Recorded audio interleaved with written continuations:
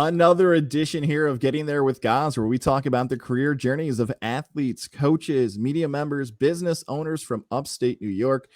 I've waited a long time for this one. I'm excited to talk to this guy, Sean McMaster, Capital Region. People know him from his career, but there might be some listeners outside of the Capital Region who are learning about you for the first time. So let's go back to the beginning.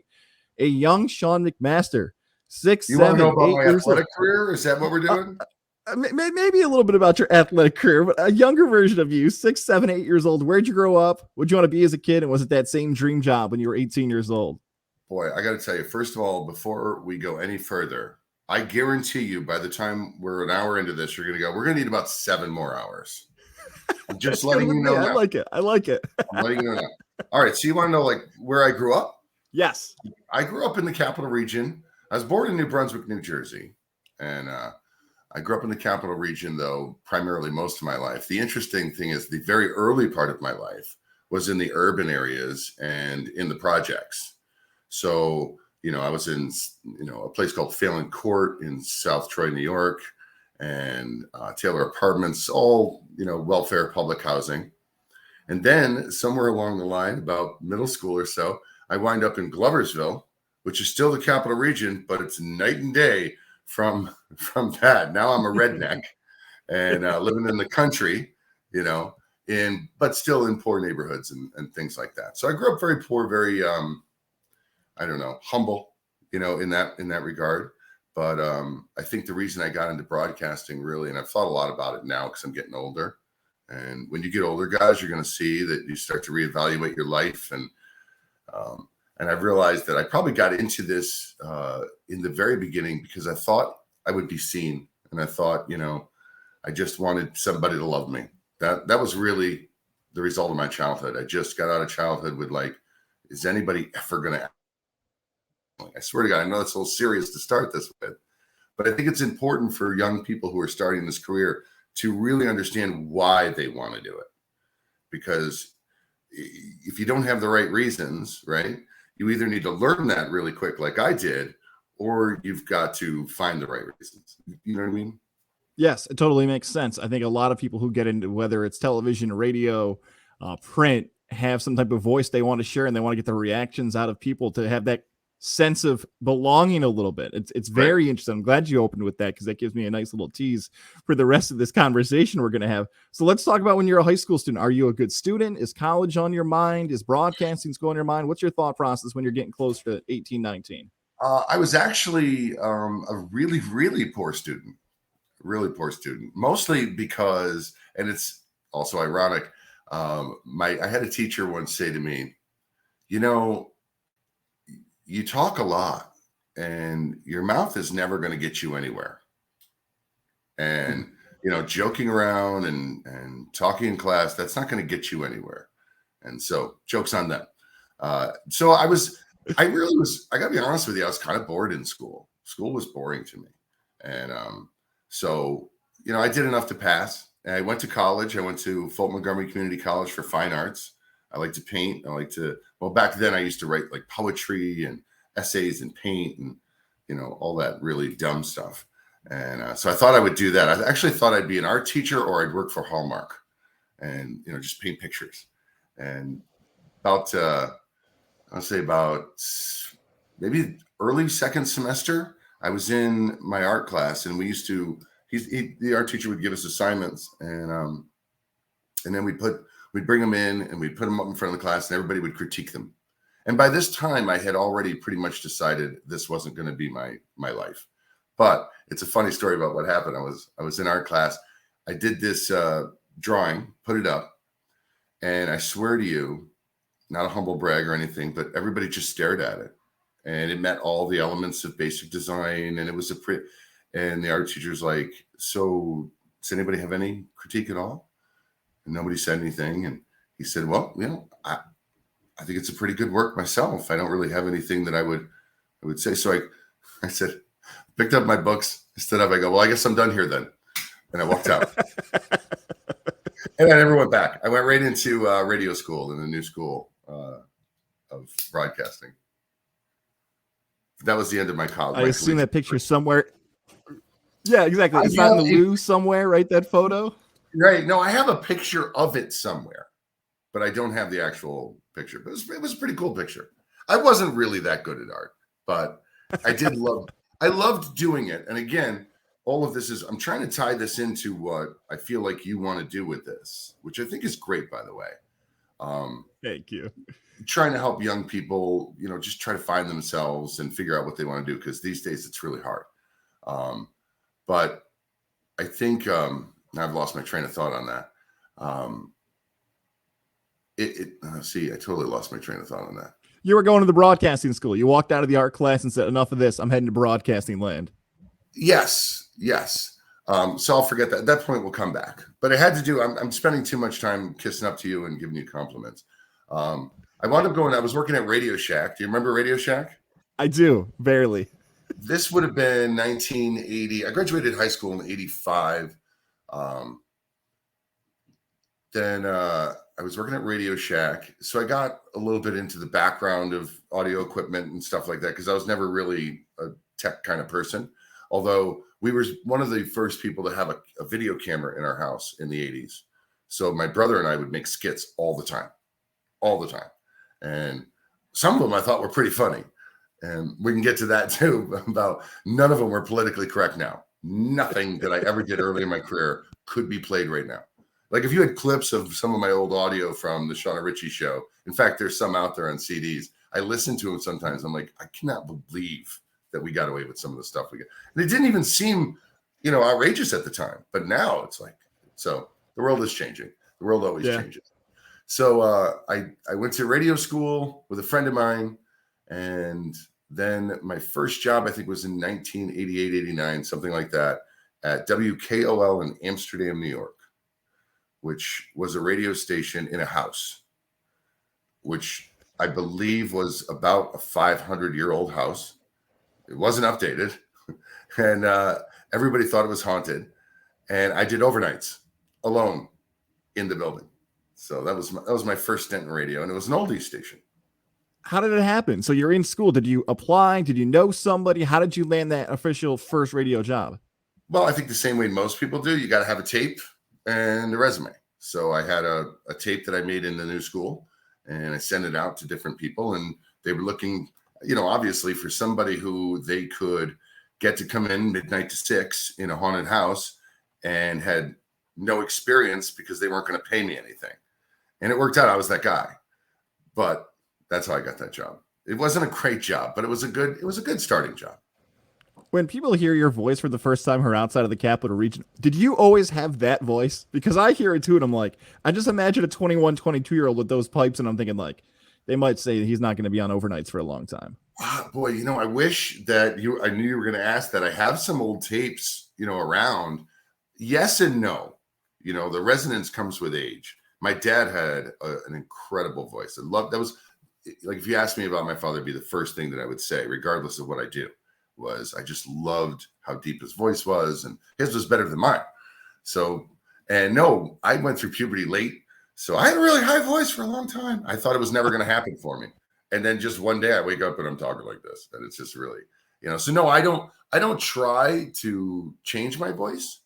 That is something that I think people can work on. And when we were in the new school, we did sort of work on what you probably learned to diaphragm and, speaking from down here instead of in your throat.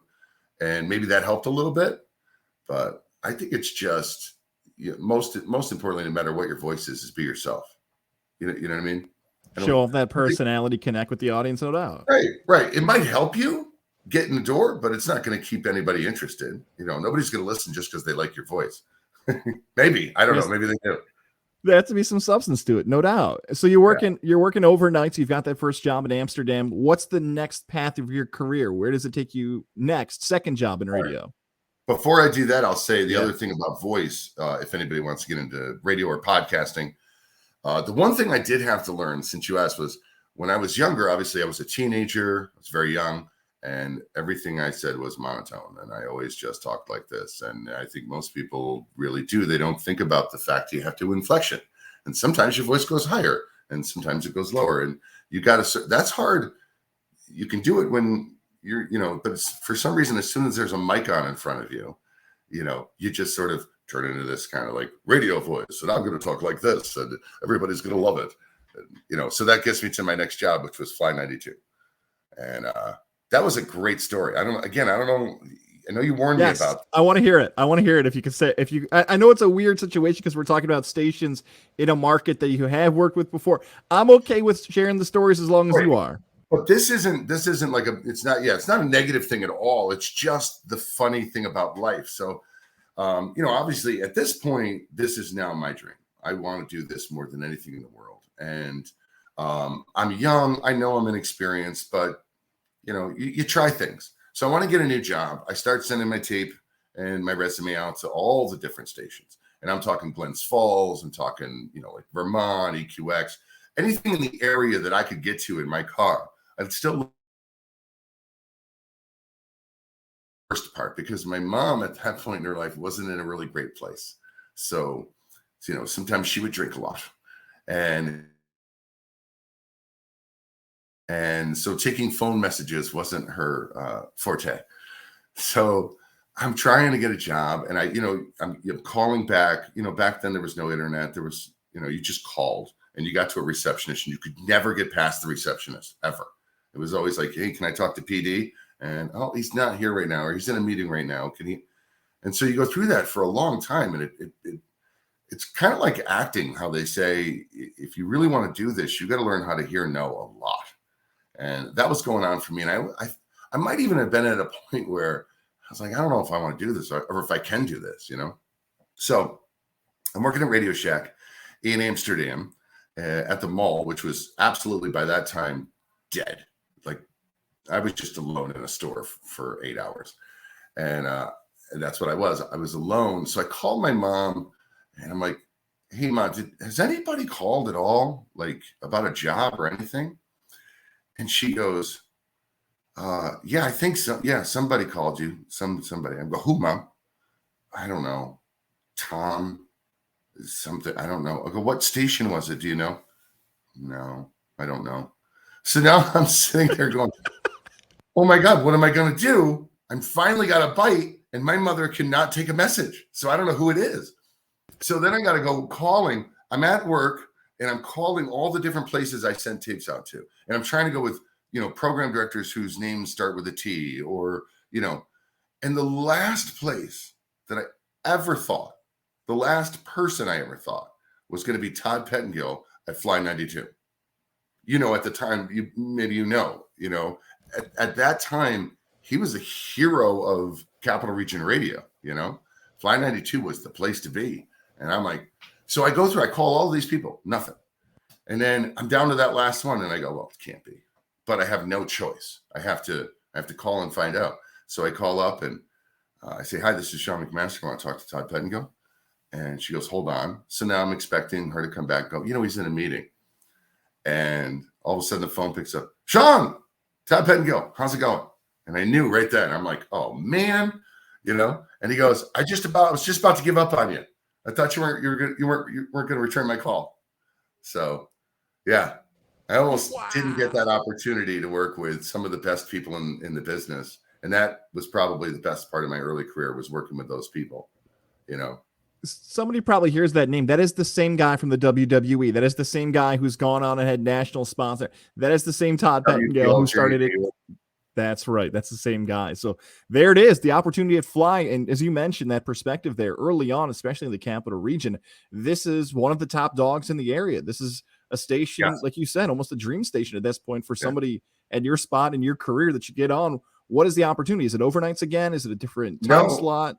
It was actually a production assistant, or I like to call it. I was more the assistant production director. But the production director at the time would have told you differently. But that's what I was hired as. And then I did weekends and swing. So if somebody took a vacation doing the afternoon drive, I would do afternoon drive. If Shadow took a vacation at night, I'd do the night show. And I did the nights on the 7 to midnight on the weekends. And you got to understand, when you're 20 years old and you're doing 7 to midnight on Fly 92 at that time, you're just immediately like everybody knows you, So that was kind of cool. It was a very cool experience. And I was nervous as heck, but I had a lot of fun. And I think the main thing, again, if we're going towards, helping people out is my whole objective at the time was to be a sponge. And I learned everything I could. Every time there was a trade magazine laying around, I would read it. Every time if somebody else was doing production, I would watch them so I could learn their techniques. Like that's what I did. I was just a sponge around there with great people in the industry, like Shadow Michaels and Ty Pettengill and who else? Dave Redpath. Anyway, a lot of names probably people don't know, but these were really, really good people at what, they were good at what they did. So that's what I did. I sponged. You're early in your 20s. You're on a station. You might be enjoying the music, the lifestyle. You're going to events. I always tell people that, especially in radio and these media fields, that sometimes this is where the party is. They're paying you to go to where all the people are hanging out and having fun, and you're getting to be a part of that fun. So when you're in that spot in your career, this is one of these opportunities you're probably thinking like, I don't want to get out of this for a while. Like, I'm having fun. Was that the mindset? Or I think you kind of helped me out here a little bit. When you're starting to learn about a career, you start realizing there's other opportunities. What happens next post fly and spot you're in? All right. Well, so here we go. A couple of things about what you just said. Now, again, it's very early on in my career. So yes, you get to go to some things and you get to see some things you would never see. But also, I had to be the mascot for the station, which was an eagle. And I had to put an eagle, costume on with like tights. And, I'm 6'4". At the time, I was probably coming in at a couple hundred, maybe. And I still have bird legs. But I was at a car show at Washington Ave Armory in Albany. It was a car show. And some woman came up and she's like, "Oh my God, look at that bird. He got bird legs." And just screaming this. And I was just so embarrassed. But you got to pay those dues. You know what I mean? You have to do things that you didn't think that you would do, or, it's not as glorious as you think it is, getting up at, 11 to go in at midnight and work until 6 o'clock. And so that being said, there was definitely like friends from high school or people I knew from high school. And this is important because this is where I changed that early in my career, because I really I remember when I was a teenager walking down the street late at night, and I don't know why I said these things. I'm a weird person, but I said, one day I'm going to be able to walk up to any one of these houses and 1 in 10 will know who I am. They're going to know who I am. That was important to me at 14, And so I think that's what sort of drove me into this, like I said earlier. So I was at a supermarket in my hometown, and somebody I knew in high school, or didn't really know, but I knew of, they came up to me and they're like, "Oh my God, Sean, I heard you on the radio and you sound great. And it's so good to, blah, blah, blah." And I'm looking at this person thinking, you don't know me. You don't know me at all. You never wanted to know me. You didn't care about me. And now all of a sudden you do because I'm on the radio. So I realized right then, it's really empty. That's an empty love to get from people. So I never really wanted to feel that way again. And I never wanted that. I didn't want that from radio anymore. I wanted something different from radio, because it wasn't going to be about, them knowing this sort of fake person I am doing, knocking down another 10 strong songs in a row at Flat 92. That wasn't me anyway. So what was the point of it? So I don't know. I just kind of got that early on that this had to be about something more important, That story you just told, there are people who will never get that and understand what you just told. Like, there are people who will do this entire career, radio, anything in media, and what you just learned early in your career, they never get that, which is an amazing realization to have so early in your career, because what you just said, the snap of the fingers, that changes who you are as a broadcaster, because It feels as if now your goal is to make those connections, which is the strongest thing you can do in any broadcast field. That's it. And that was what we would probably come to that summation later in the 5 hours. But yes, it's making a real connection with people then became my thing. Now, we're also really early on in my career, and you probably know this too, because you've been doing this a long time too. And I think it applies to probably everything certainly in performance, whether it's athletics or, radio or TV or whatever. Once you get to you start out, you get to just a certain level of success, right? And you don't know what you don't know. So much like most people 2-3 years in the business, I thought I was much better than I was. Because your mom's telling you that, and your friends are telling you that, Right. Clearly you're great. And so I was in the break room at Fly 92, and I said something like, I'm going to be in Boston in like 6 months. And everybody's laughing. And I was like really angry. I'm like, how dare you? I'm sure I'm good enough to do that, you know, but that's kind of the place you are. And you got to get humbled in some way, somehow. And it will happen. And I tell my kids that, I tell anybody that if you don't humble yourself, life will. And it did. So I wound up thinking I was, that sort of was an embarrassing moment for me. And I thought, well, they don't know how talented I am. So I wound up trying to get another gig, which was dumb because I had a great thing going there and I was learning a lot. But I decided to go back to KOL in Amsterdam, but now I'm the program director. So now it's a promotion. Even though I'm going backwards, I'm going upwards, because somebody told me really early on, never go backwards, ever. You either got to go parallel or up in some way. So I did that and it was miserable. I had some fun. I learned some things because, my whole thing in broadcasting and in life is you got to throw yourself in the fire. You have to. Like even doing this podcast is like throwing myself in the fire. I like to be on the other side of interviews. I don't like to be on this side at all. So yeah, I did that. And, for a little while. And again, early on in broadcasting, especially back then, you probably know this. I had a mother-in-law at the time, not my current wife, my first. And she was like, you've had 4 jobs in 3 years. That's not going to look good for your resume. You need to have more, and I'm like, you don't understand. That's the way radio works, especially early on in your career. You got to move around. You got to sometimes you got to move to the other side of the country, which is coming. So then after I did that for a while, I went to Electric 99, which is now The River 99.5. And that was a top 40 station at the time. So now I'm going sort of against Fly 92. And I started doing just kind of filling in, and the midday person left. So the program director at the time, Tom Parker, said, I'll put you in middays. So I went into middays, which is, as you know, when you're working 9 to 5 or whatever it was, 10 to 3 in the afternoon. Right. Right. And what I didn't know, and again, by the way, I'm still pretty young. I'm like 20, maybe 22, 21, 22 at the time. And I'm very naive. People don't know this about me. I put up this sort of, attitude that I'm kind of a jerk because I'm very naive and I'm very easy to fool. I'm very easy to fool. My wife will tell you this. I trust people way too much.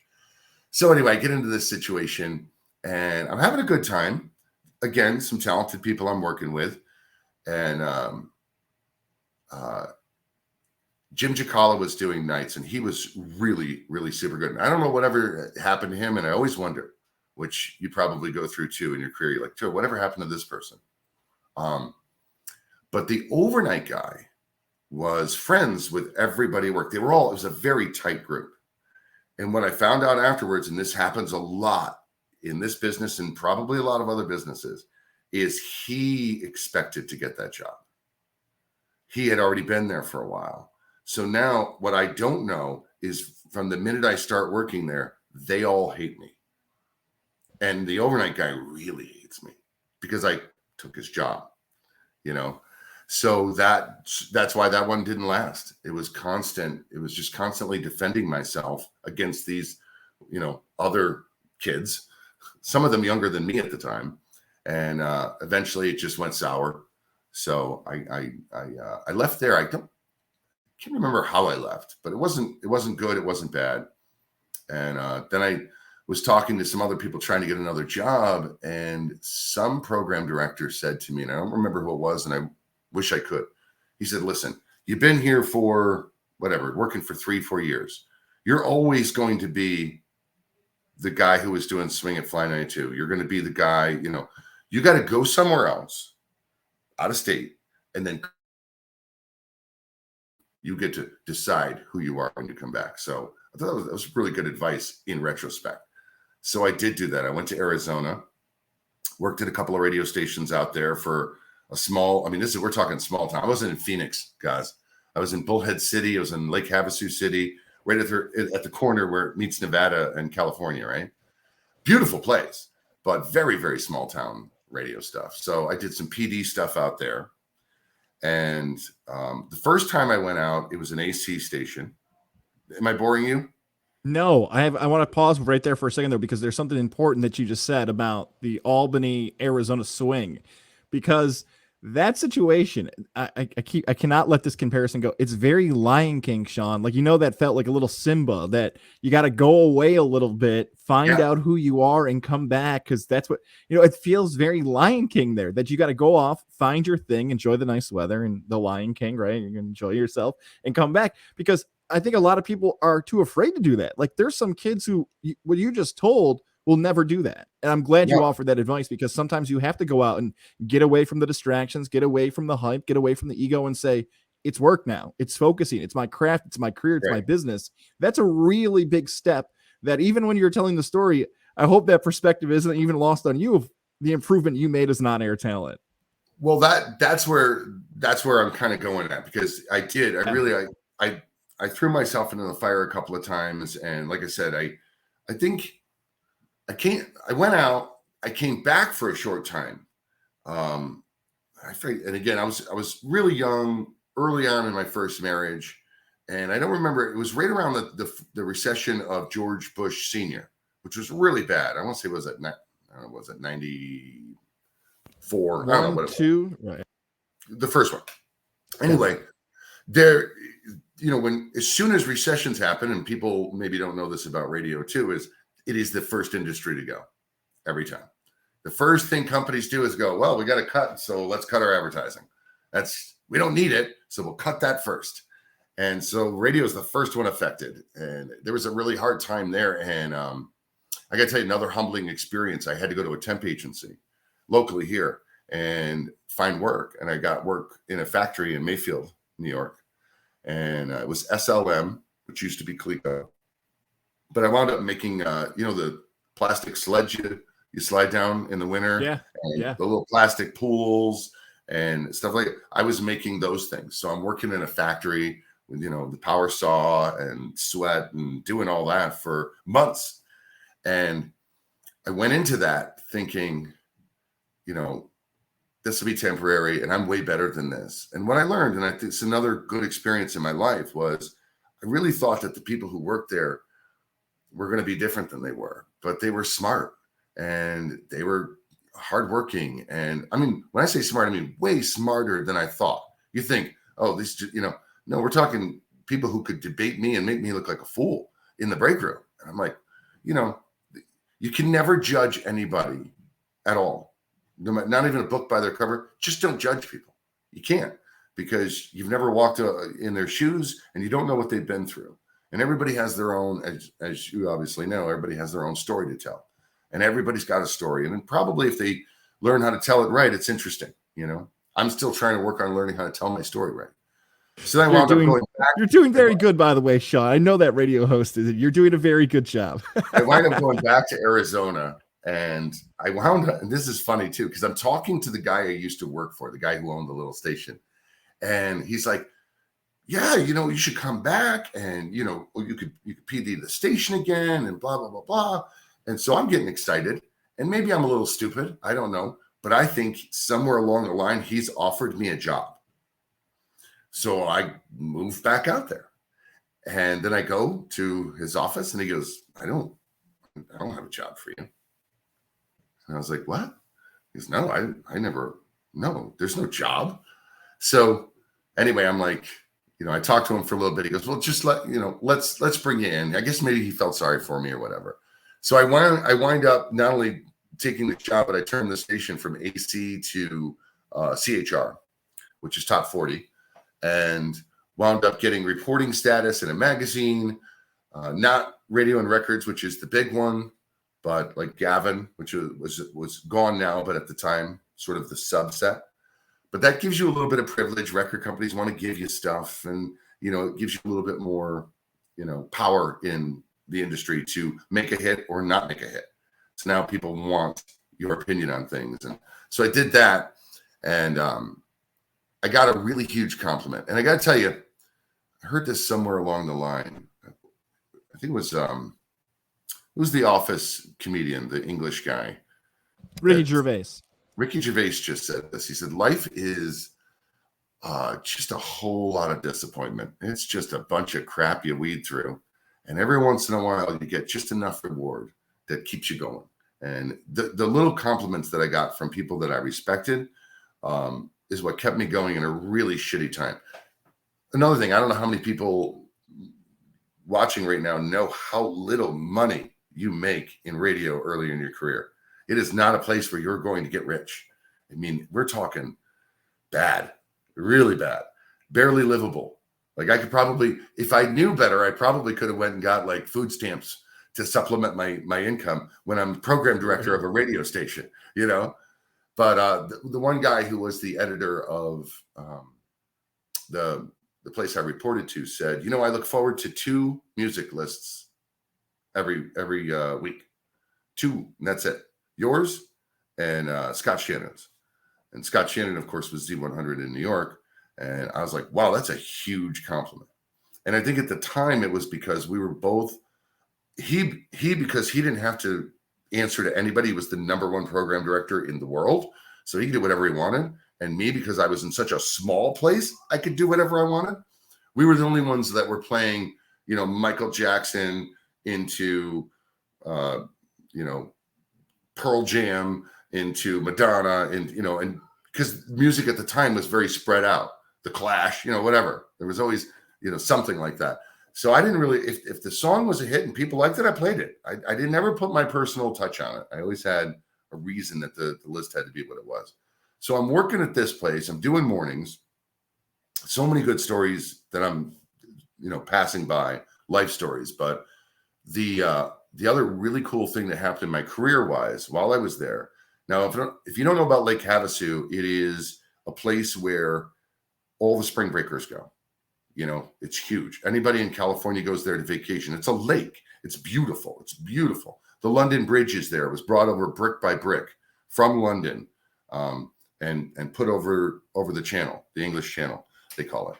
So I'm there, and Rick Dees comes to town every year. Rick Dees, of course, the weekly Top 40, Kiss FM, LA morning show, one of my heroes. So me and my friend, who was, I think, my music director at the time, he came to town. There's only one hotel, guys. There's like one main hotel. And so we're just sitting there one day and we're like, you think he's staying at that hotel? I don't know. And he goes, we should call him. And I go, for what? What are we going to say to him? Just say hi? Or, you know? And he goes, let's just do it. I go, all right, fine. And we'll record it and we'll make a bit out of it, how we can't get in, you know, we can't talk to him.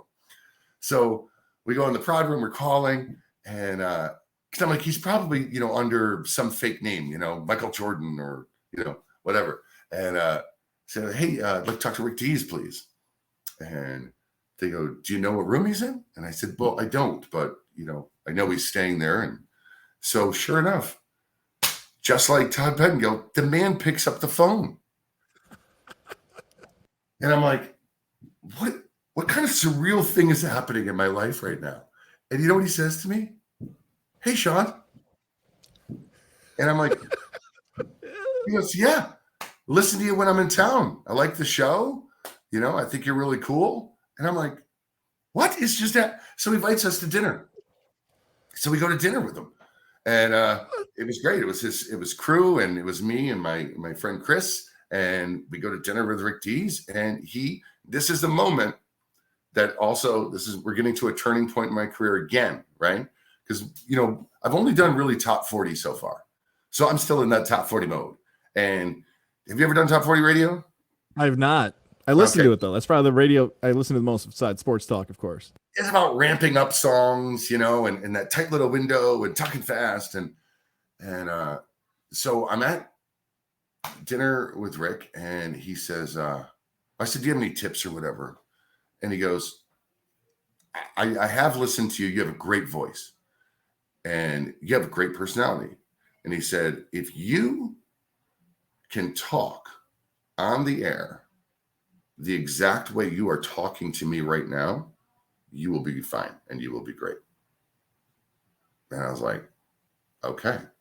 So that became sort of a goal. And it was just about, so now I got to try to sound more natural, you know, sound like I'm talking to a person.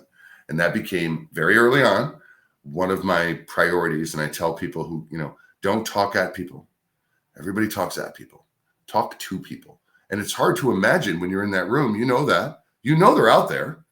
It's hard to imagine. I mean, how do you imagine? I'm sitting here in a room by myself. This is verbal masturbation at this point. Like I'm just, I can see you right now.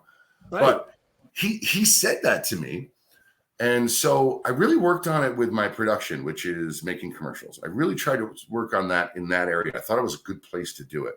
So I would work on sounding as natural as possible. And it sort of drifted, kind of got onto the air.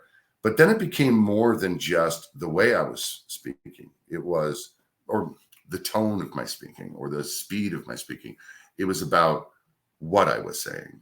And that's when I started to kind of lose my filter. Because, you don't want to say things, you don't want to say things that are making people angry, or you don't want to say, and I just sort of said, I'm going to say whatever I want to say, whatever's in me right now.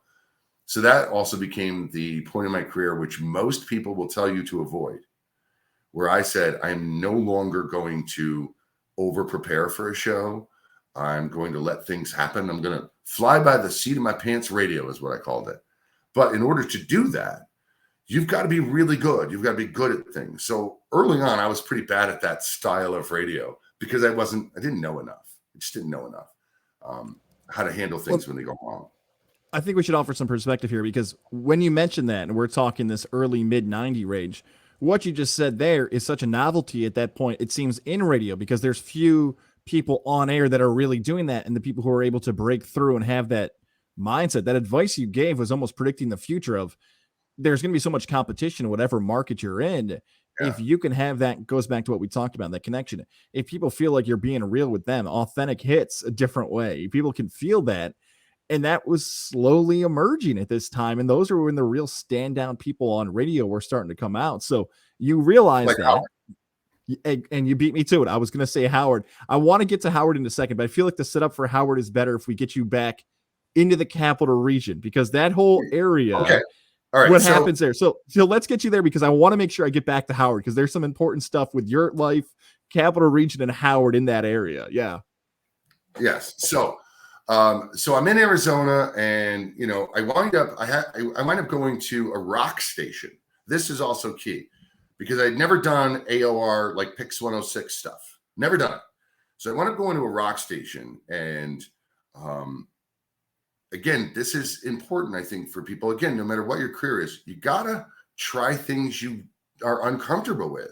Always throw yourself in the fire. So do this, and now instead of ramping up songs, they go, no, you don't talk over Led Zeppelin intros. People want to hear that music. You know what I mean? So I'm like, oh, okay, all right. That's not just there to talk over. No, okay. So, and then when you come out of, like, say, a song, you got to wait till it ends. You don't even start talking, you let the music end. So now, instead of like here's this sort of, I'm bleeding into this, thing, and I'm going into this thing, and here, now it's just space in my mind, like, as I'm talking. And I'm like, I have to learn how to talk slower, like really slower. And I have to learn how to know what I'm saying and say what I mean and have fun. But it's just kind of like, in your mind, it's hard to, if you're not a DJ, but any DJ out there understands, in your mind, it's a whole different feeling when that mic goes on, because it's quiet. And you're like, you almost feel like you're disturbing quiet. And I don't want to do that. That's why a lot of AOR people, like night jocks, whisper, they're like, it's just too quiet around. So anyway, but that taught me a lot. Then I wound up programming, starting from scratch, a country radio station. From scratch, I had to program it, everything. So I learned a whole lot while I was out there. And I think that's important, because I did what that guy told me to do. I reinvented myself. So when I came back, I wanted to do it in a bigger way. So it's a great story. I wound up talking to somebody back at 99 again. And I sent a tape. He loved the tape. I talked to him, right? And I was going to come and be the production director at 99 or WGY or, those stations, which are now iHeart. And so I go and I come back, and I went to talk to him, and he says, oh, you remember Tom Parker? That was my old PD. Now he's the operations manager. And I'm assuming that this person did not talk to him before wanting to hire me to come do this job. Because now he's like, well, I don't know. I guess, you used to work here and there might've been some issues. Now we're going back to when the overnight kid hated me for doing the middays and all that stuff. And I said, yeah, but that was a long time ago. I'm more mature now. I'm, yada, yada, yada. He said, well, listen, we're just going to think about things for a little bit. And I'm going to get back to you on this. And I was like, okay. And by the way, production at this point, I'm really like, I love doing production, love being creative, the whole deal. Learned a lot at Fly. And so now here I am again, jobless in the capital region. And I think I was living, maybe with my sister at the time and my wife at the time. And got a little apartment. I had a son. I had a brand new son. So I'm like, this really blows. What am I going to do?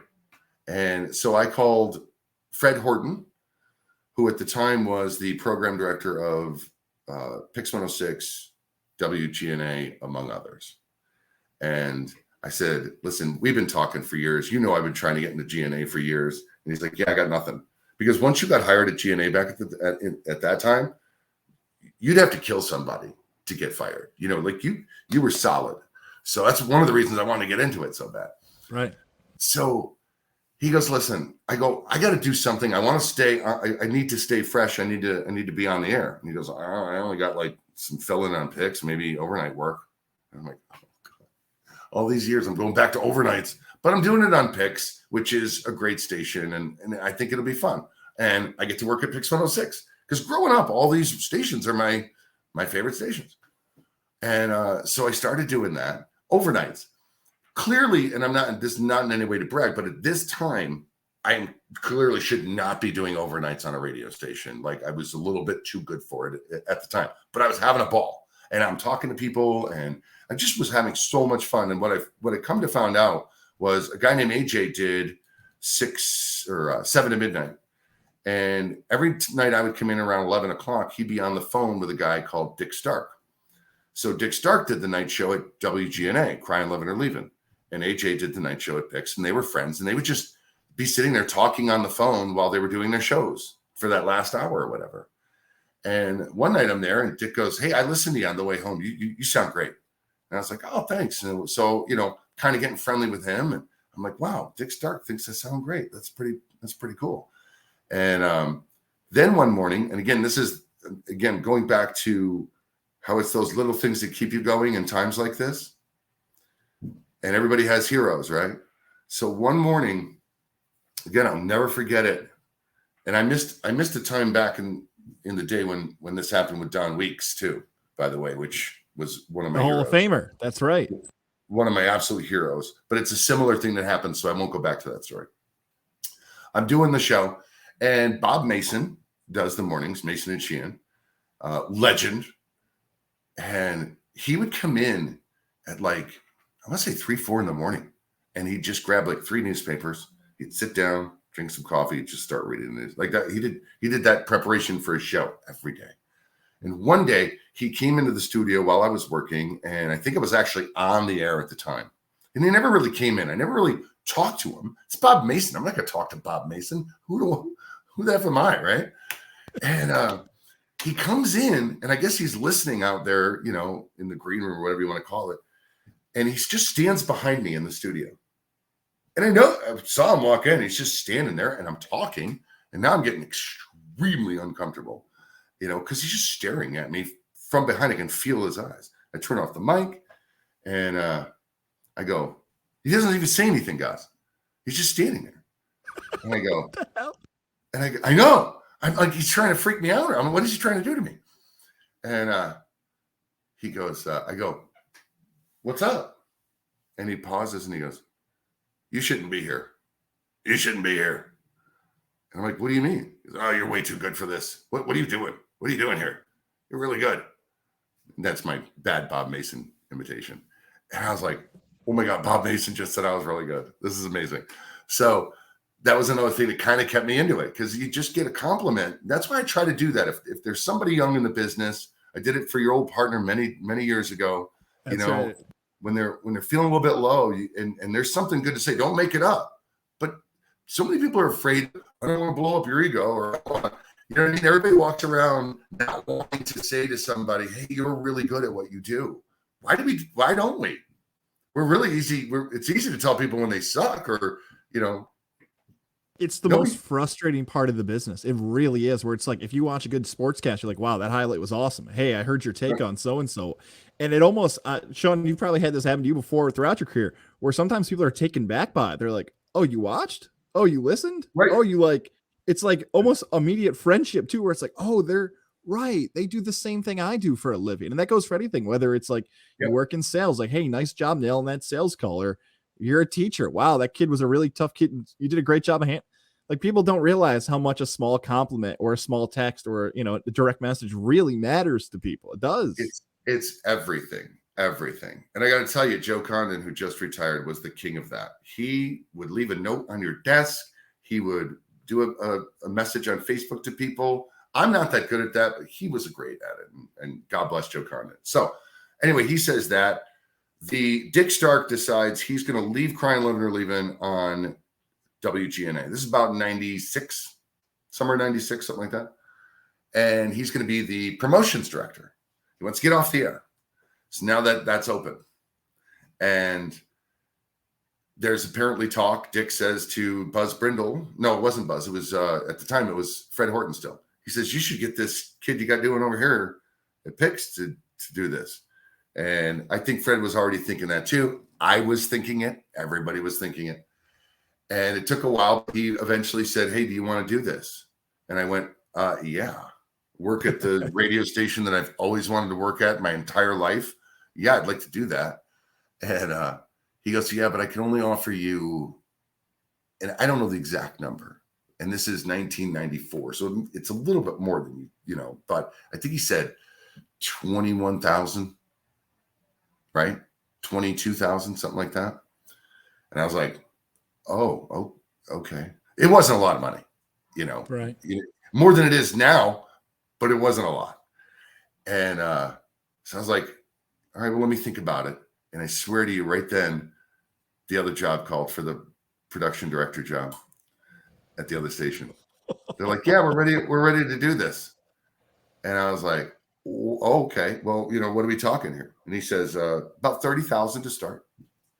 And I was like, oh, now okay, that's a lot. That's a big difference. Yeah. Talk to my then wife at the time. She's like, well, you clearly got to take 30,000, right? And again, this is what I'm talking about. Sometimes you do some really dumb things that wind up being very smart. But something kept telling me, this is WGNA. This is, you know, 7 to midnight. It's on the air. It's not just doing commercials in the background. I don't want to go into the background of the industry. I don't want to become, you know, not that that's a bad place to be, but I still got something in me to do. And I want to have fun with the audience. And this is a chance to Crying, Loving, or Leaving is a dedication show. People call in and they tell you they're either crying or they're loving or they're leaving. You'd get their story and then you'd play a song. It's like, this is me. This is all of me. It's everything I want to do. So of course I do the dumb thing and I take the job from a lot less money. That's going to, you know, work nights, keep me up till 3 a.m. And it was the best decision ever, obviously, because that's probably where everybody really truly got a first sense of who I was and who I had become after all of these years we talked about. Now I'm about to do a show. And I learned something else back when I was in Arizona that, in my opinion, at the time, when I was young, programmers are idiots. They have their own agenda, right? And they have their own things they're worried about. And sometimes they're control freaks. And I learned that from Rick Dees because, you know, in the industry, I don't even remember who the guy was who was programming Kiss FM. But I said to him one day, I was actually on his trailer his broadcasting trailer that he did. And I was on his show with him. And I go, isn't your PD going to get mad? And he goes, screw him. He goes, I don't care about him. He goes, that guy's a dime a dozen. They can't replace me. So I don't know, like, I didn't have that kind of attitude yet, but it did sort of teach me that, you know, sometimes you got to push a little bit. Sometimes you got to, you know, so when I wind up doing this show, immediately people were like, I don't know what you know. I don't know if you know what your guy at night's doing here, but he's talking a little bit too long. He's getting into people's problems. He's giving them advice. He's telling a 16-year-old girl who calls because she's loving her boyfriend that she doesn't really love her boyfriend and that she needs to get her head on straight, whatever. Like, that's the way I did this show completely. I was talking to my best friend and he came to me with whatever the problem was. And I had fun with it. And it was probably the one thing I missed the most, and I'll always miss, was that show. That was where I became me, and it was amazing. And then I remember coming into work one day. Brother Lou Roberts was doing the afternoons, and we all had cubby holes in the studio. And there's a note, from the PD, and it says, Sean, blah blah blah, don't do this, and da da da da da. And I looked at it, and I knew that Lou had read it because it was in my cubby. Everybody's going to read your shit. Can I swear? Yeah, of course. Wrong? Yeah, no, it's good. I like that. So I just look at it. I look at him. He looks at me, and I just crumple it up, throw it in the trash. I knew it was coming. I went to work. I'm like, I don't have time for this anymore. You know what I mean? This is it. This is it for me. This is either this is working or it's not working. And it worked. I kind of think of it like this, like an athlete now. Like, you're on the team you want to play on. You're on the field. Now you got to trust me. Like, if you're going to give me the ball, I'm going to go run how I want to run. If I'm a wide receiver, I'm going to go make a play for you. You might come back to the sideline. Coach might give you an earful, but you're going to point, hey, we got a first down. Hey, coach, we're in the end zone. Like, I'm watching the fans. Listen, you got to give some faith in me at some point that if you're going to let me come and play, I'm going to play the way I want to play. And that feels like what's happening with you right now. Here's another thing, and again, this could be another hour of a podcast we could do another day, is my whole life, I have compared sports, specifically football, to life. You learn so much. You learn so much about, if you can make those parallels in your mind. And I'm an Eagle fan, as you know, go Birds. And there was a guy by the name of Randall Cunningham, Scrambling Randall, and he would scramble around a lot and make plays with his feet, and he was so exciting to watch. And there was the same talk back then, probably even more so with these type of quarterbacks, which now you see a lot more, was you got to stand in the pocket. You got to stand in the pocket. You're not a real quarterback if you don't stand in the pocket. You'll be more effective. So they kind of did that to him, not only just the coaches, but the public. And I think to him, it was like, well, I've got to prove that I can do it this way. And it kind of ruined him, I thought. I watched him degrade, his quality of play degrade, because I thought he wasn't being true to himself. And that taught me early on, be true to who you are, not what other people. Don't be true to the box they want to put you in. You got to be changed. That's exactly right. If you change too much, you forget at one point who I actually become. It hurts you as a host. It hurts you as a talent. It hurts you as an athlete, that if you're trying to fit a scheme, it doesn't work. So look, you're playing, you're having a great time. You're where you want to be. But we'll do another sports comparison. Like all true competitors, you have to wake up in the morning and strive for something and set a goal for yourself. Is the goal the morning drive at GNA, or does it just happen? Well, the goal at the time when I did Cry and Love and Leave It was always my primary goal is connecting with the audience. And I'm not just saying that. That's my primary goal. I want people to leave the experience. I know there's going to be days where it's like, blah, today was horrible. I was so tired. I was trying to get through the show. And people don't realize how hard that is sometimes too. Something really goes wrong in your life or whatever, or whether it's your partner's your wife or not, like it is for me, even if it's your partner, like you and Levac, right? You could be screaming at each other, right? Just screaming, and then turn the mic on. What if we're not on ESPN? And hey, guys, what do you think of this? You got to be able to do that. You got to be a pro.